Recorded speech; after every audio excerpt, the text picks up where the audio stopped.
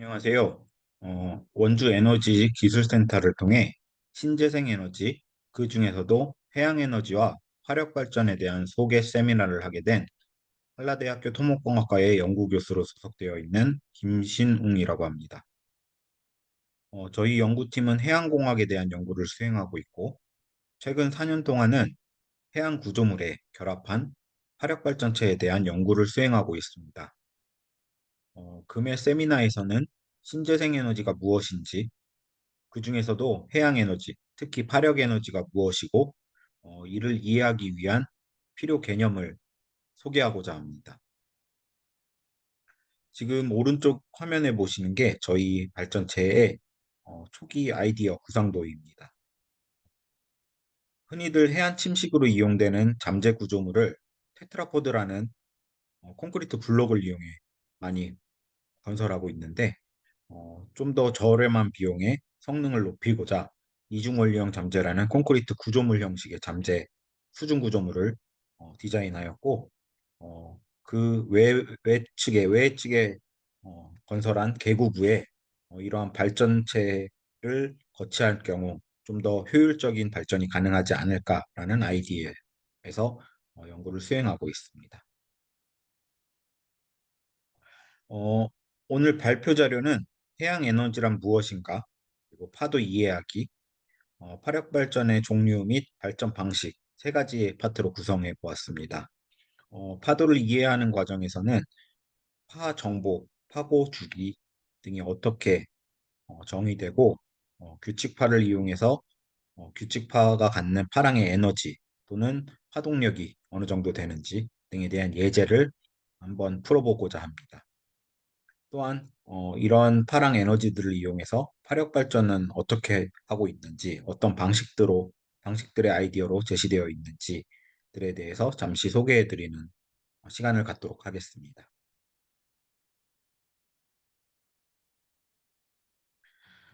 먼저 신재생 에너지의 정의입니다. 신재생 에너지란 무엇인가에 대해 설명하기 위해 사전적 정의를 가져와 봤습니다.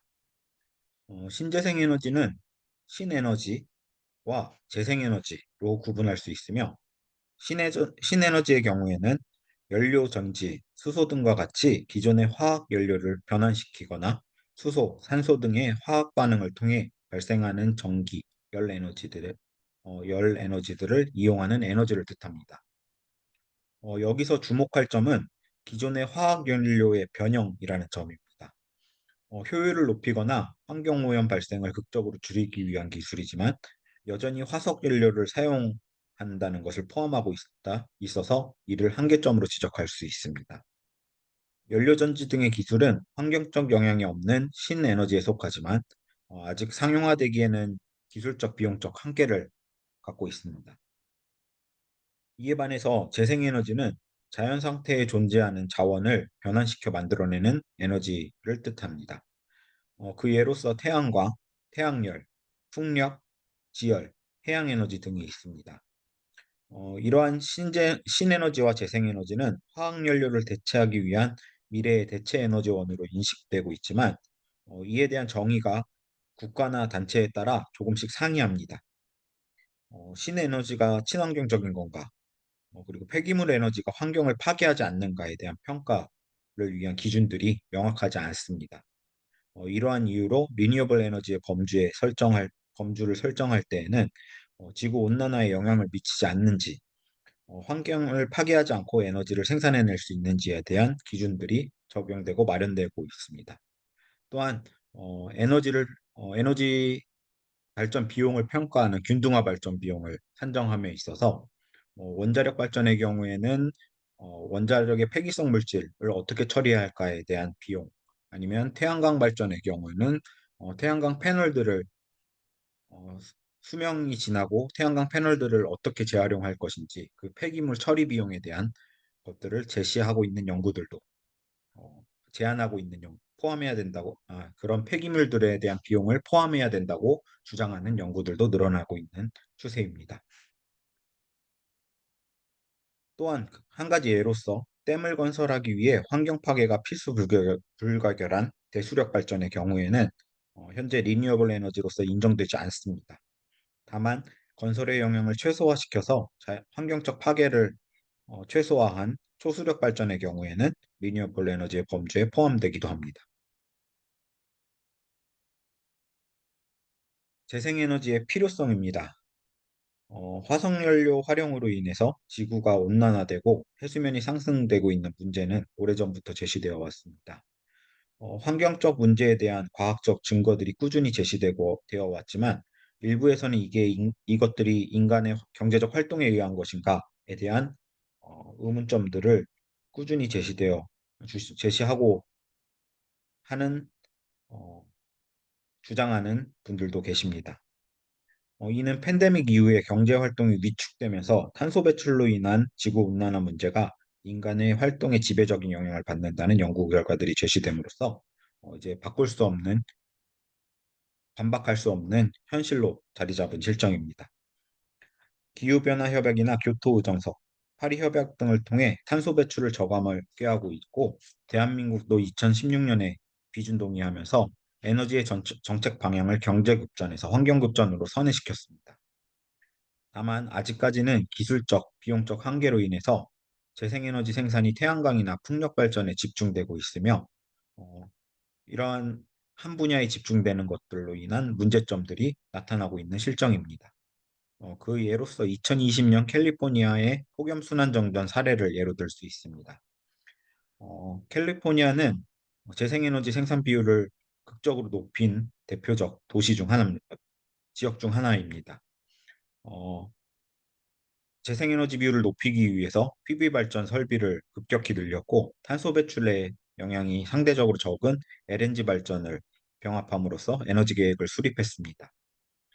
더위라고 생각하면 태양광 발전에 긍정적 영향을 미칠 거라 생각할 수 있는데 2020년 캘리포니아에서는 그와 반대로 구름이 많이 발생해서 PV 발전량이 급격하게 저하되고 높은 기온으로 인해서 LNG 발전 효율이 저감함과 동시에 전력 사용량은 급증하면서 블랙아웃을 막기 위한 순환정전을 수행한 바가 있습니다. 이러한 사례는 재생에너지의 다원화를 통해 에너지 믹스에 대한 필요성을 보여주고 있습니다. 이런 재생에너지 중에서도 해양에너지는 고갈될 염려가 없는 에너지원으로 각광받고 있습니다. 표면의 70% 면적이 바다로 구성되어 있고, 지구 활동 과정에서 발생하는 대량의 에너지들이 해양에 저장되어 있기 때문입니다. 해양 에너지를 구분하면 조석으로 인해 흐름을 직접적으로 이용하는 조류 발전을 예로 들 수 있고, 또 조이차를 이용하는 조석 발전, 해수의 염분차를 활용하는 해수 염분차 발전, 수심에 따른 수온차를 활용하는 온도차 발전, 해수면에서 발생하는 파도를 직접적으로 이용하는 파력 발전 등으로 구분할 수 있습니다. 이 중에서도 파도의 힘을 이용하는 파력 발전의 특장점들을 정리하면 다음과 같습니다. 첫 번째로 높은 에너지 밀도가 장점입니다. 연안역에서 2.5에서 수십 킬로와트시 퍼 메타 정도의 에너지 밀도를 보입니다. 이는 해상 풍력의 0.35 킬로와트 퍼 스퀘어미터,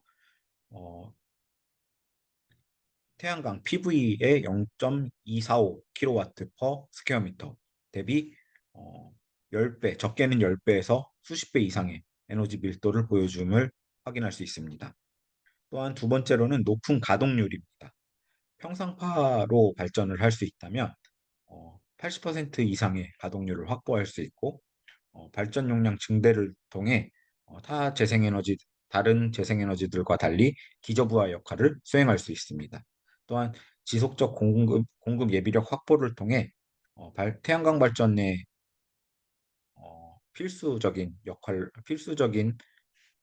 필수적으로 평가되고 있는 ESS 건설 비용 등을 일부 절감할 수 있습니다. 또한 어, 파도는 파도나르는 외력은 높은 파도라는 외력 정보는 예보가 가능하고 예측이 가능합니다.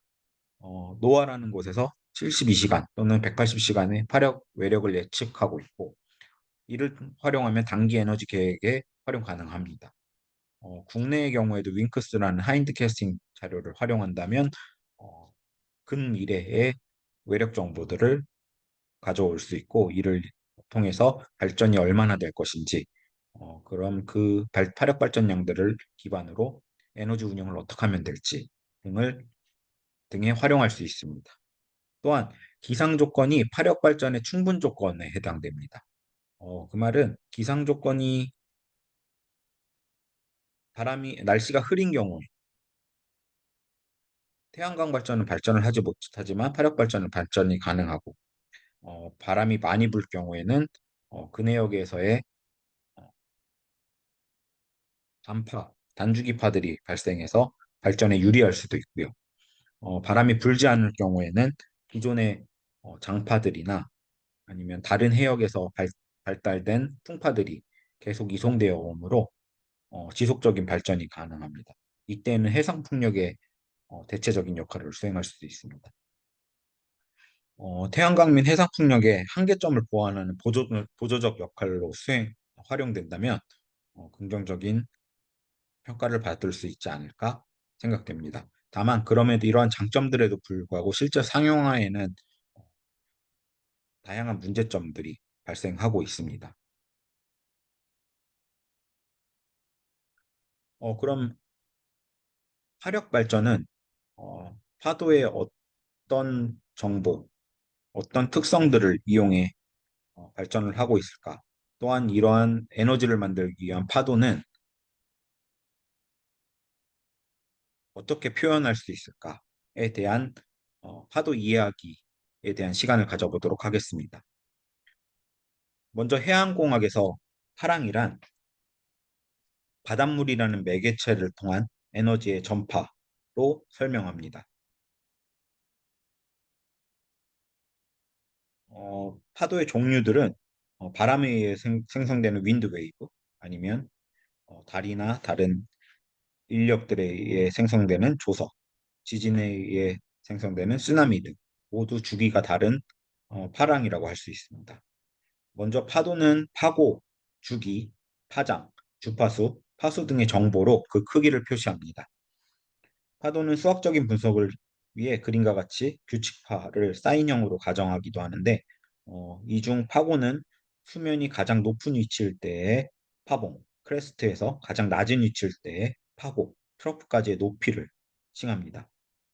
파도가 없는 상태의 잔잔한 수면을 제로 레벨이라고 한다면 1m 파고의 규칙파는 수면이 잔잔한 상태에서 상하로 50cm씩 진동하는 파도를 의미합니다. 진폭은 파도가 진동하는 폭으로 선형 규칙파의 경우에는 파고의 반을 의미합니다. 주기는 파도의 동일 위상이 반복되는 데 걸리는 시간을 의미하고 파장은 동일 위상이 반복되는 지점까지의 길이를 의미합니다. 파주기와 파장은 각각 각주파수나 파수로 표현되기도 합니다. 파도를 사인컵으로 표시하면 수학적 기술이 가능한데 파랑의 움직임을 수학적으로 기술하기 위한 파동론에서는 가장 먼저 미소진폭파 이론을 공부합니다. 속도 포텐셜을 산정하고 이를 통해 입자 유속이나 파압 등을 계산할 수 있습니다. 수학적 증명이나 자세한 사항 등은 시간 관계상 넘어가기로 하겠습니다. 대신에 그 과정에서 파력 발전에 파력 발전에 활용될 수 있는 그 미소진 폭파 이론의 도출 과정에서 나오는 결과들만 소개하도록 하겠습니다. 속도 포텐셜에 해를 얻는 과정에서 분산 관계식이 도출됩니다. 이는 주파수와 파수, 수심의 관계를 표현하는 식으로 특정 수심에서 주파수 혹은 주기를 알면 파수 또는 파장을 계산할 수 있습니다. 다만 미지수가 우변에 두 번 나타난 비선형식으로서 단순 계산으로는 구할 수 없고 계산기의 솔브 기능이나 수치적 기법을 통해 근사화된 해를 얻을 수 있습니다. 이를 활용하면 파도의 위상 속도를 구할 수 있고 좀 더 식을 간략하기 위한 수심 조건에 따라 하이퍼볼릭 함수를 제거할 수도 있습니다. 상대 수심이 깊은 심해의 경우에는 하이퍼볼릭 탄젠트 KH가 1에 수렴하고 상대 수심이 얕은 천해의 경우에는 하이퍼볼릭 탄젠트 KH가 KH로 수렴합니다. 여기에서 상대 수심에 따른 파랑의 특성을 확인할 수 있는데 파장이 0.5배 이상의 수심으로 정의되는 심해에서는 파도의 수심과 관계없이 파장, 주기에 따라 위상 속도가 결정되고 파장의 20분의 1로 정의되는 천해에서는 주기 또는 파장에 관계없이 수심에 의해 모든 파도의 위상 속도가 결정됩니다. 즉, 깊은 바다에서는 파도가 주기에 따라 서로 다른 속도를 갖기에 뒤섞여서 전파되고 수심이 얕은 지역인 해안으로 오면서 수심에 따라 주기에 상관없이 일정한 속도로 순차적으로 내습합니다. 따라서 해수욕장에서는 우리가 관측하는 경우에는 파도가 하나씩 순차적으로 내습하며 부서지는 것을 확인할 수 있습니다. 이는 심해파, 디버트 웨이브의 경우에는 분산성 매질, 그리고 천해파, 셜로우 워터 웨이브의 경우에는 비분산성 매질의 특성을 갖는다고 정의하기도 합니다. 이를 통해서 간략화된 식으로 파속 위상 속도를 계산하면 천해에서의 파속 C는 루트 GH로서 계산되고 심해에서의 파속 C는 1.56 L 파장으로서 계산됩니다.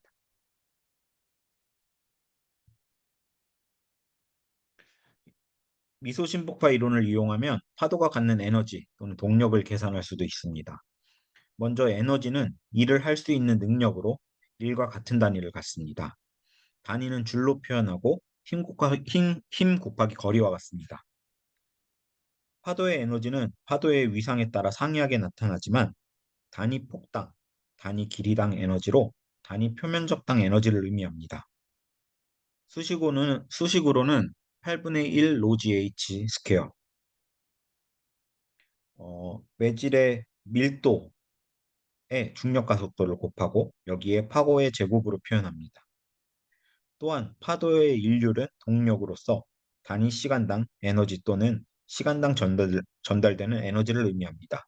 줄 퍼세크로 와트로 표현합니다. 한 파장의 에너지를 평균의 단위 폭당, 단위 시간당 에너지로 나타내며 파도의 에너지의 군속도를 곱해서 표현하기도 합니다. 여기서 L은 파장, T는 주기, 소문자 H는 수심, K는 파수인 2파이 오브 L을 의미합니다. 이 식들을 이용해서 특정 파가 갖는 파장이나 어, 에너지, 동력에 대한 물리량을 산정해 보는 시간을 갖도록 하겠습니다. 예제 1-1은 수심 5m에서 파고 1m, 주기 6초의 규칙파가 내습하는 경우 이 파의 규칙파의 파장을 계산하는 문제입니다. 앞서 언급했던 분산관계식 시그마 제곱은 GK 하이퍼볼릭 탄젠트 KH의 식을 가져와서 나타난 파 정보들 주기나 수심을 대입하면 아래와 같이 파장을 산정할 수 있습니다. 다만 이 식은 어, 일반적인 일반적으로 손으로는 계산하지 못하고 솔브를 이용하거나 수치적 해의 근사화를 이용해야 되기 때문에 계산기의 솔브 기능을 활용하면 L은 38.09m, 수심 5m에서 주기 6초의 규칙파의 경우 파장이 38m 정도로 나타나는 것을 계산할 수 있습니다. 다음은 예제 1-2번입니다. 예제 1-1에서 제시된 파랑이 갖는 파동력을 계산하는 문제입니다. 해수의 밀도가 1024라 가정하겠습니다. P는 E 곱하기 CG, 에너지 곱하기 군속도로 표현되고 에너지는 8분의 로지 H 스퀘어, 그리고 군속도는 위상 속도인 C 곱하기 2분의 1 플러스 신치 EKH분의 EKH로 표현됩니다. 여기에서 어, 제시된 정보들을 대입하면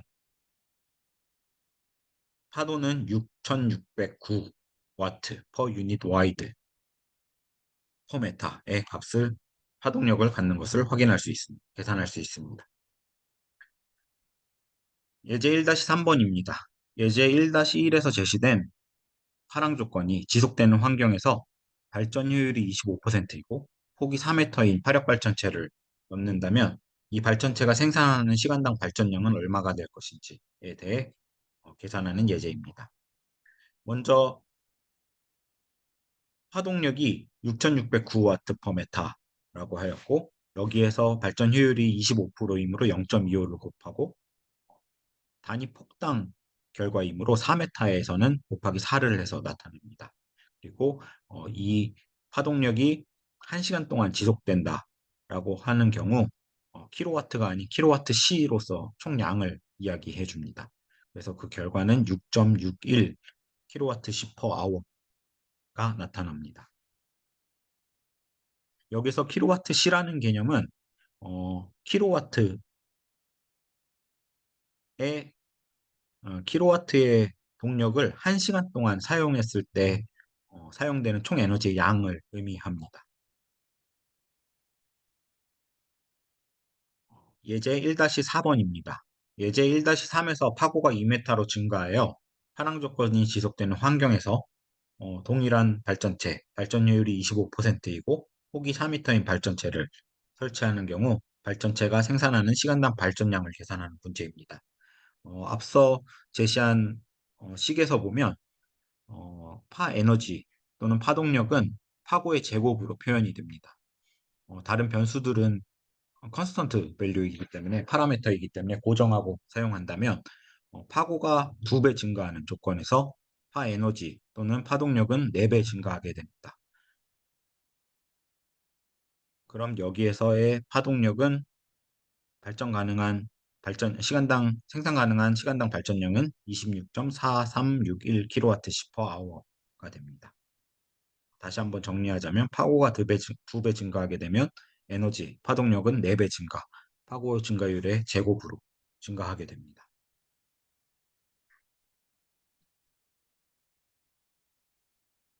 다음은 화력발전의 분류입니다. 여기에서 소개해드리는 화력발전체들의 정보는 어, 스프링거 오픈에서 제시하는 핸드북 오브 웨이브 에너지, 오션 웨이브 에너지라는 오픈북에서 발췌해 왔습니다. 이 책에서는 화력발전체를 크게 세 가지 타입으로 분류했습니다. 첫 발전 타입은 OWC, Oscillating Water Column이라는 형식이고, 이 형식이 고정된 구조물 또는 부유체 형식으로 활용될 수 있다고 제시하고 있습니다. 그리고 고정적 타입은 단독적인 구조물, 발전을 위한 구조물에 활용되거나 아니면 기존의 방파제에 부착하는 형식으로 확정될 수 있다고 합니다. 그리고 두 번째는 웨이브 액티비티 바디라고 파랑에 의해서 구조물이 움직이면서 그 구조물이 운동 과정에서 생성되는 동력을 가지고 발전하는 형식입니다. 더 세밀하게 한다면 하부인지형에서 그러니까 원포인트에서 고정된 로테이션 방식이 있을 수 있고 점흡수식이 있을 수 있고 다양한 방식들로 세분화할 수 있지만 본 책에서는 크게 Activated Body라는 형식으로 구분하였습니다. 이 형식 또한 부체를 이용할 수도 있고 아니면 물속에 잠긴 구조체를 활용할 수도 있습니다. 마지막 세 번째로는 오버토핑입니다. 월파인데요. 어, 고정된 구조물에 파가 내습하면서 월파되는 물을 모아서 수위차를 만들고 그 유수실에서의 수위차를 이용해 터빈을 돌리는 형식입니다. 이 또한 고정된 구조물을 활용하거나 아니면 부유체 구조물을 활용해서 확장시킬 수 있습니다. 먼저 첫 분류로 해당되는 OWC의 예시들입니다. 왼쪽에 보시는 것이 PICO라는 OWC 발전체이고 수면이 상하로 진동하는 것을 이용해서 에어 챔버를 만들고 그 에어 챔버에서의 공기가 압축되면서 들락거리는 것을 활용해서 터빈을 돌리는 형식입니다. 오른쪽은 동일한 OWC지만 부유체로서 활용하는 OWC 형식입니다. 다음은 가동물체형입니다.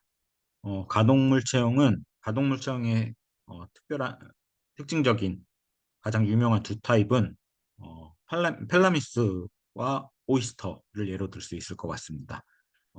펠라미스의 경우에는 지렁이처럼 생겼는데 각각의 어, 원기둥을 이루는 구조체들이 절점을 가지고 연결돼 있고 이 구조체들이 절점에서 운동하면서 그 절점에서 생기는 동력을 이용해서 발전하는 형식입니다. 또한 오이스터의 경우에는 하부 힌지 구조체인데 플랫 타입의 회전 운동을 하는 진자형 운동을 하는 발전체입니다. 여기에서는 서브머지 타입으로 구분됩니다. 그리고 마지막으로는 월파형입니다. 어, 대표적인 발전체로는 부유체로는 웨이브 드래곤 왼쪽에 보시는 그림이 있고요. 오른쪽엔 SSG 구조체 형식의 발전체입니다. 웨이브 드래곤의 경우에는 넓은 가이드암을 가져서 파 에너지를 가운데로 모으고 그 집중된 파 에너지가 중앙부 사면, 빨간색 사면을 타고 오버토핑 됩니다. 그 오버토핑된 에너지를 배후부에서 유수실에서 포집하게 되고 이 월파된 파가 수위 위치 에너지로 저장되면서 수위차를 가지고 터빈을 돌려서 발전하는 형식입니다. SSG도 마찬가지입니다.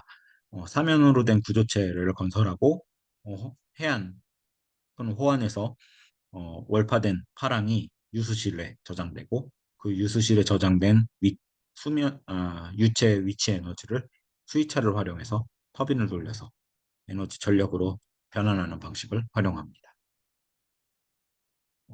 그리고 마지막으로는 저희 한라대학교 토목공학과 수리실험실에서 연구하고 있는 화력 발전체에 대해 간략히 소개해 드리도록 하겠습니다.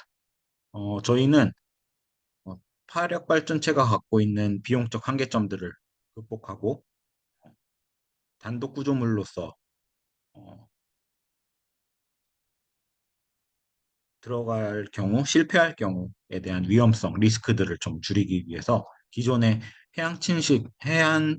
해빈 침식 구조, 대체 구조물로 활용되고 있는 잠재 구조물 상에 화력 발전체를 설치하는 것을 디자인해 보았습니다. 지금 왼쪽 위 그림이 어, 이중 원류형 잠재라는 이중 세파형 잠재라는 잠재 구조물이고요. 외측에 계구부를 갖게 되는데 이 계구부에다가 하부인지 진자형 화력 발전체를 설계해서 설치하는 방식에 대한 연구를 수행하고 있습니다. 이렇게 설치하게 된다면 초기 구조물 비용을 조금 절감할 수 있고 어, 연안에서 소파시키는 구조물 상에서 이 소파 메커니즘을 활용함으로써 독립 메커니즘으로 발전시킬 수 있는 구조체를 제안함으로써 발전 효율을 발전 성능을 높일 수 있는 어, 화력 발전체를 제안할 수 있지 않을까라고 기대하고 있습니다. 이상 발표를 마치도록 하겠습니다. 감사합니다.